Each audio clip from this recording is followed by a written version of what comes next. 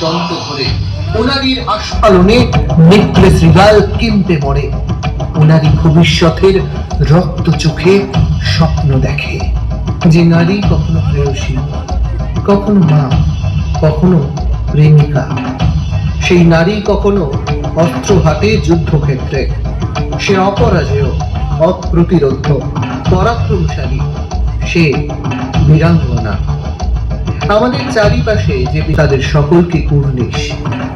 ইতিহাসের পাতা থেকে এবার ফিরে দেখার সময় সেই অজানা বীরাঙ্গনাদের।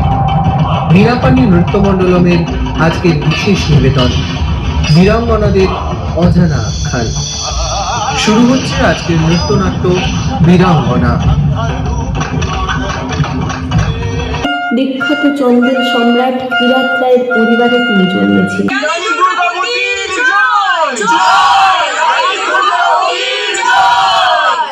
ছোটবেলা থেকে অস্ত্র ও শাস্ত্রীয় শিক্ষা লাভ করেছিলেন। তিনি বীর, তিনি সুন্দরী, তিনি সাহসী। 1542 সালে তিনি দলপত শাহের সাথে বিবাহ বন্ধনে আবদ্ধ হন। রাজার মৃত্যুর পর নাবালক পুত্র নারায়ণের তরফ থেকে তিনি রাজ্য শাসনের দায়িত্ব নিয়েছিলেন। তিনি ছিলেন করুণাময়ী, দয়াময়ী ও লোকসেবিকা। মোগল যখন চারিদিকে রাজ্য দখলের লালসায় মত্ত, তখন আকবরের সেনাপতি আসিফ খান গন্ডোয়ানা রাজ্য আক্রমণ করেন ও রানীকে সোনার খাঁচায় বন্দী থেকে আত্মসমর্পণ করার প্রস্তাব দেন।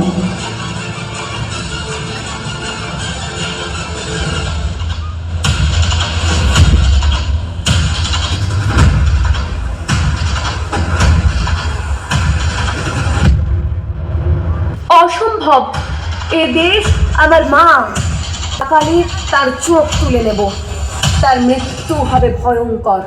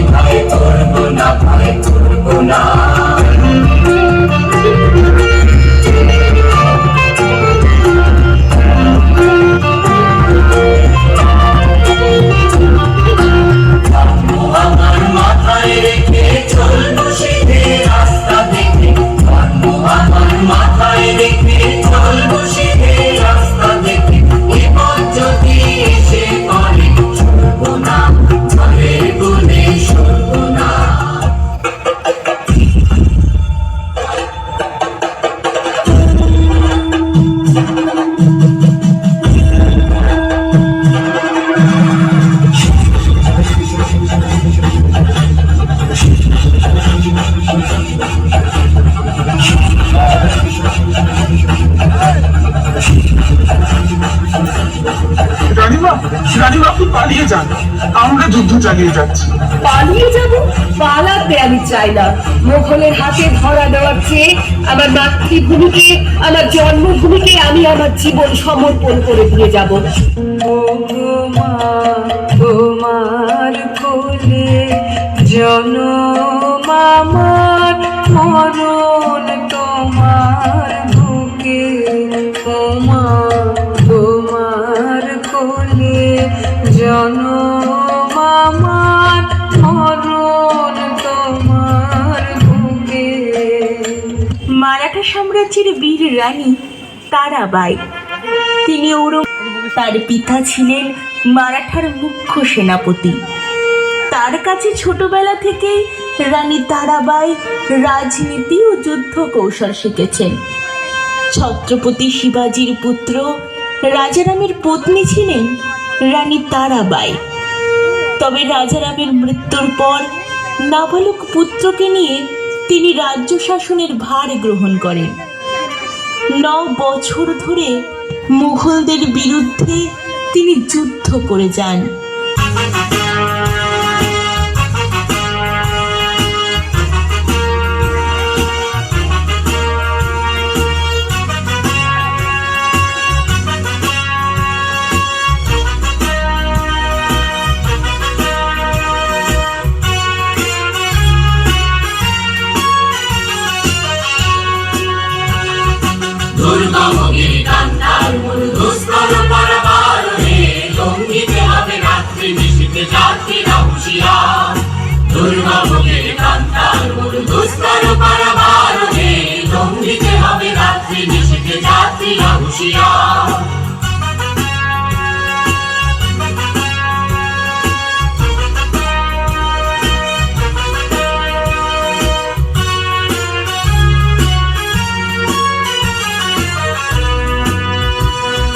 ভুলিতেছে তরি, ভুলিতেছে জল, ভুলিতেছে মাঝি পথ, ছিড়িয়াছে পালকে ধরিবে, হাল আছে কার হিম্মত।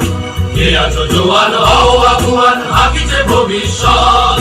এ তুফান ভারী দিতে হবে, পাড়ি নিতে হবে তরি পার। দুর্গমগির কান্তার মরু দুস্তর পারাবারণে, লঙ্ঘিতে হবে রাত্রি নিশীথে যাত্রীরা হুঁশিয়ার।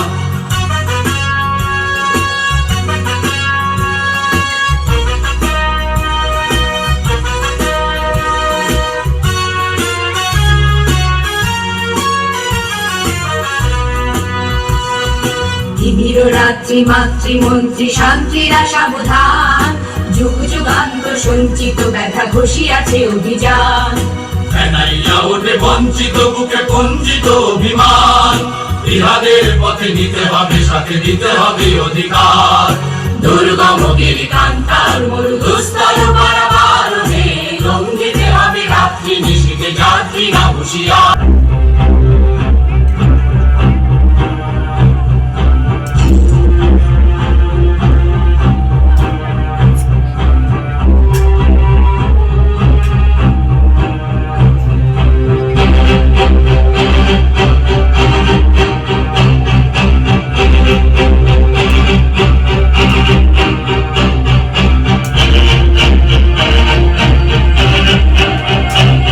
অস্ত্র ফেলে দে নারী, মাথা নত কর।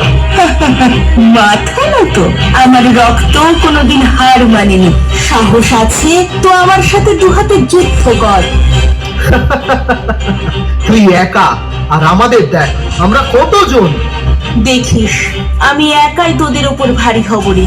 আমি একাই তোদের কাল। আমি রানী তারাবাই। আমার মাতৃভূমিতে এসে আমাদের উপর অত্যাচার করিস। আজ তোর শেষ দিন, তোকে কেটে টুকরো টুকরো করব।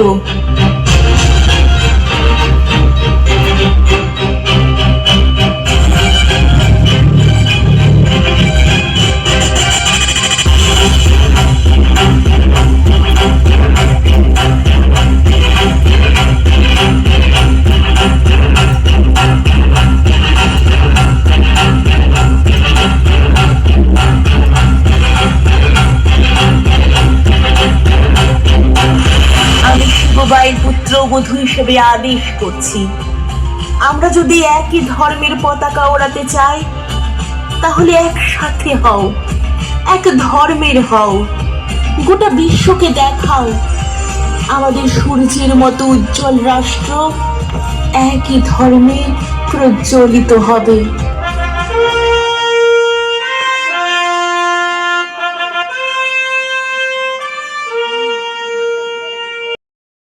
ন্যায়ের দেবী হলেন আহিল্যাবাই হোলকার।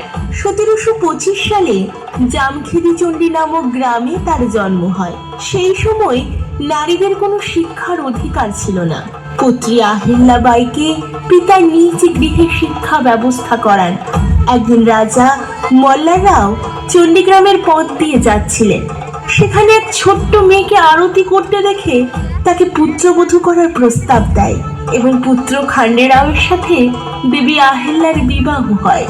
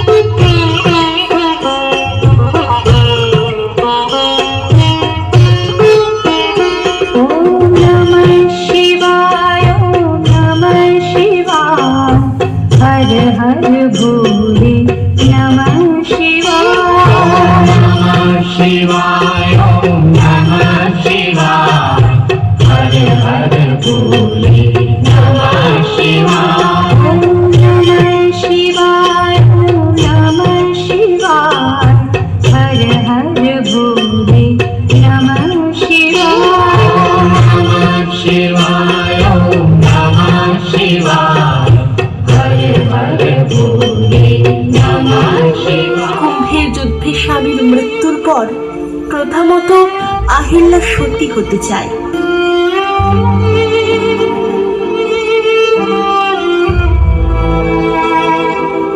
দাঁড়াও পুত্রী, এই রাজ্যের এখন তোমাকে প্রয়োজন।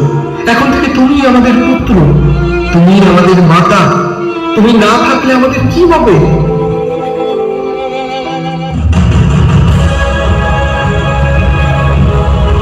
হঠাৎ একদিন তার শাসনকালে তার পুত্র মল্লাররাওয়ের রথে এক গাভী শাবকের মৃত্যু হয়।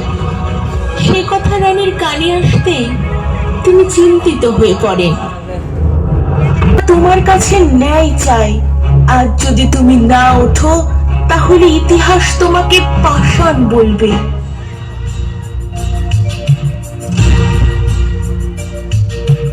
উঠো গো ভারত লক্ষ্মী, উঠো আজি জগৎ জনপূজা, দুঃখ দৈন্য সবনাশী করো দূরিত ভারত লজ্জা।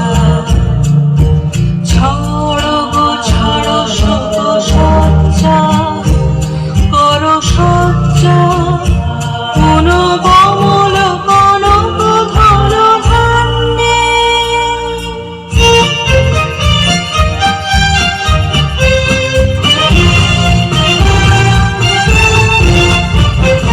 জননী গোলহ তুলে বক্ষে, শান্তনবাস দেহ তুলে চোখে, কাঁদিছে তব চরণ তলে বিংশতি কোটি নরনারী গো।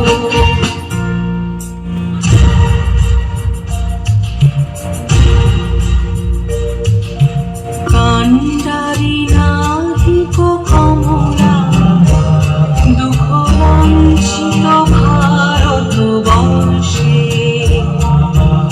শঙ্কিত মোরা সব যাত্রী কালো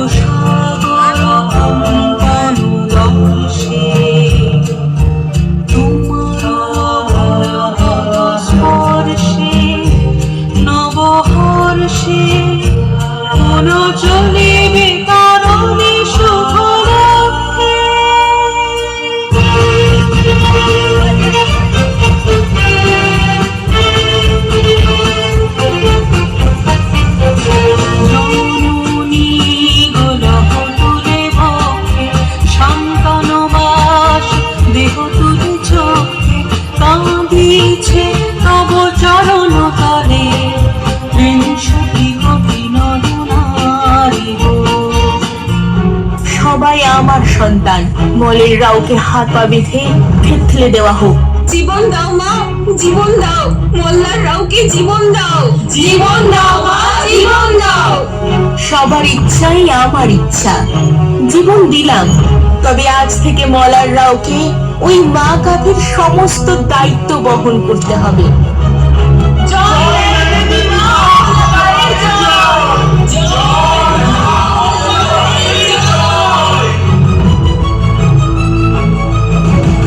বাংলার শীষ নবাব সিরাজউদ্দৌলা পলাশীর প্রান্তরে ব্রিটিশদের হাতে নিহত হন। তখন বাংলার সমস্ত শাসনভার চলে যায় ব্রিটিশদের হাতে। সূর্যাস্ত হয় বাংলার 1800 শতক। বাংলার একদিকে সতীদাহ, অন্যদিকে মন্বন্তর। মেয়েরা তখন পদনশীল। কিন্তু এই গল্প অন্য এক মেয়ে, নাম প্রফুল্ল। অনেক কষ্টে এক বিধবা মা তার মেয়ের বিশাল জমিদার হরপল্লব মশাইয়ের পুত্র ব্রজেশ্বরের সাথে বিবাহ দেয়। বিয়ের দিন পাড়ার মানুষকে ঠিক করে না খেতে দিতে পারায় তারা ষড়যন্ত্র করে।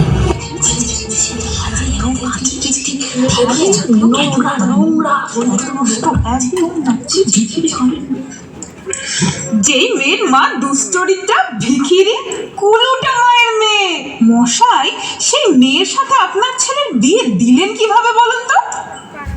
দাঁড়াও, এই বৌমাকে আমি মানি না। এক্ষুনি বেরিয়ে যেতে বলো ওকে। দুশ্চরিত্র দুশ্চরিত্র মেয়ে, এই বাড়িতে তোমার কোনো ঠাঁই নেই। বেরিয়ে যাও। আপনার কাছে হাত জোর করছি, আমাকে তাড়িয়ে দেবেন না। মার যেটুকু ছিল আমার বিয়েতে সব শেষ হয়ে গেছে। আমি এখন কি করব? কোথায় যাব? কি করে খাওয়াবে মা আমাকে? যেখানে ইচ্ছে যাও, ভিক্ষে করো, চুরি করো, দরকার পড়লে ডাকাতি করো, এই বাড়িতে তোমার কোনো স্থান নেই। পরিসমাপ্তি হলো প্রফুল্ল। আশিস পেল পিতাসম ভবানী পাঠকের কাছে। তিনি ছিলেন এক ভয়ঙ্কর দস্যু।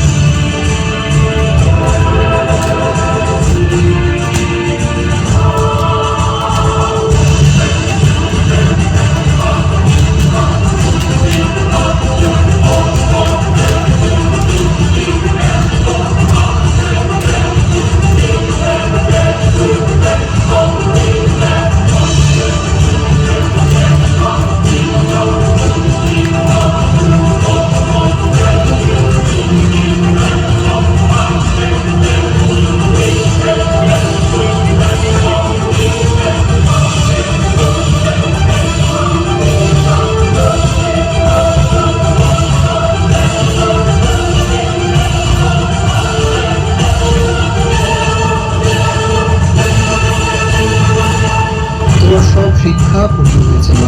আজ থেকে তুমি আমাদের মা, তুমি আমাদের দেবী। দেবী চলছে না। শুরু হলো ব্রিটিশ ও জমিদারদের বিরুদ্ধে বিদ্রোহ। দেবীর নেতৃত্বে হলো কৃষক বিদ্রোহ।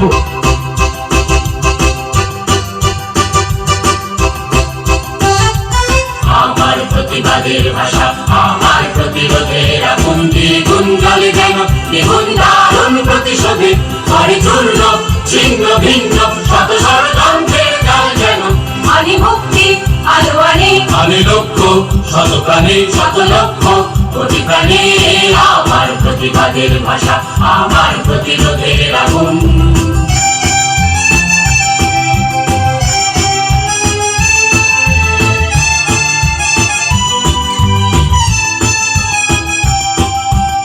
আমার প্রতিনিধি বিশ্বাসের বিষে দারুণ বিস্ফোরণ যেন ধ্বংসের গর্জনে হানে।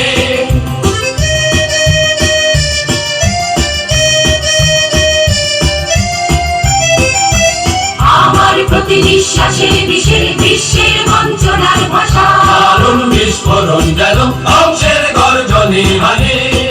যত বিপ্লব বিদ্রোহের আমি সাথী, আমি মাতি যুদ্ধে লেখায় শেখায় মানুষের মুক্তির বিপন্নতায়, আমি মাতি যুদ্ধে লেখায় শেখায় মানুষের মুক্তির বিপন্নতায়। আমারই রক্ত ঝরে দেশে দেশে বন্দরে শত মরু কন্দরে গৌরী শিখায়। আমারই রক্ত ঝরে দেশে দেশে বন্দরে শত মরু কন্দরে গৌরী শিখায়। নীরবের তীর্থে সন্ধানী আনি মুক্তি আলো আনে, আমি লক্ষ্য শত প্রাণে শত লক্ষ কোটি প্রাণে আমার প্রতিবাদের ভাষা, আমার প্রতিরোধের আগুন। 1883 সালের ফেব্রুয়ারিতে বীর বিক্রমের লড়াই করতে করতে দেবী চৌধুরানী প্রাণ ত্যাগ করেন। দেশের অত্যাচার বেড়েই যাচ্ছিল, তখন ভারতের প্রায় রাজারা ব্রিটিশদের কাছে আত্মসমর্পণ করেছিলেন। সেই সময়ে এক মহান বীরাঙ্গনার জন্ম হয়, যার তরোয়াল সমস্ত ব্রিটিশদের ভীত করে দিয়েছিল। যিনি নিজের বুদ্ধি, সাহস ও মনোবলের পরিচয় দিয়েছিলেন, তিনি আর কেউ নন, ভারত মাতার কন্যা ঝাঁসির রানী লক্ষ্মীবাঈ। গঙ্গাধর ও রানী লক্ষ্মীবাঈর যখন কোনো সন্তান ছিল না, তখন দামোদর রায়কে দত্তক নেওয়ার বিপক্ষে চিঠি পাঠান ব্রিটিশ সরকার। ঝাঁসিকে ব্রিটিশ অধীনে আনতে চান, কিন্তু রানী লক্ষ্মীবাঈ এটা মেনে নেননি। ব্রিটিশের বিরুদ্ধে লড়াই করার প্রস্তাব দেন। তিনি বলেন, আমি লক্ষ্মীবাঈ প্রতিজ্ঞা করছি, যতক্ষণ আমার শরীরে রক্ত আছে, নিঃশ্বাস চলছে, আমি ঝাঁসির রক্ষা করব, নিচু হতে দেব না আমার মাতৃভূমির মাথা। আমরা স্বাধীনতার জন্য যুদ্ধ করব, কিন্তু আমাদের সৈন্য কম, অন্য রাজ্য থেকে আনতে হবে। এছাড়াও অস্ত্র নেই আমাদের। কেন মেয়েরা কি করছে? ঈশ্বর পৃথিবীতে সবচেয়ে বড় দায়িত্ব দিয়েছেন মেয়েদের, সৃষ্টি করার দায়িত্ব। এর থেকে বড় দায়িত্ব কি আছে পৃথিবীতে? তাহলে নিজের মাতৃভূমির জন্য কি মেয়েরা রক্ত দেবে না, অস্ত্র দেবে না?